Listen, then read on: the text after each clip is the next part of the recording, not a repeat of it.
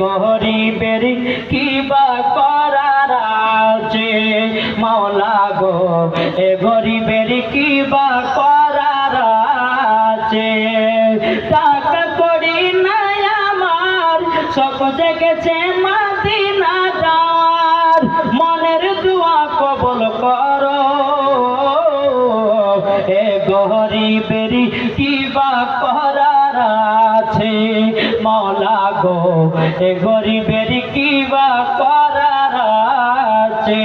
জোর করুন বাবা মুসলমান ভাইরা, এই সোনামানিকে কলমা পড়ে মুসলমান বানিয়ে নাও।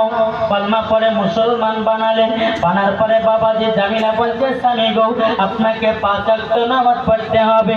বাবাজি স্বামী বলতেছে জামিলা আজকে আমি ফজর থেকে নামাজ পড়া ধরো। এই বাবাজি জামিলা এত খুশি এত খুশি, দেখবেন বাবা কোন মায়ের স্বামী যদি নামাজি হয় খুশি হবে না বেজার হবে?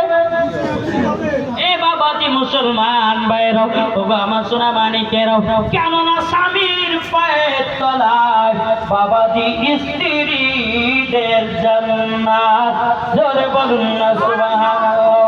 এ বাবাজি মুসলমান ভাইরাও, ও আমার সোনা মানিকেরাও, যখন বাবা জামিলা বলছে স্বামী গো আপনাকে ফজরের সময়তে নামাজ পড়া স্টার্ট করতে হবে, বাবা জামিলা স্বামী বলতেছে বলো গো বিবি চিন্তা নাই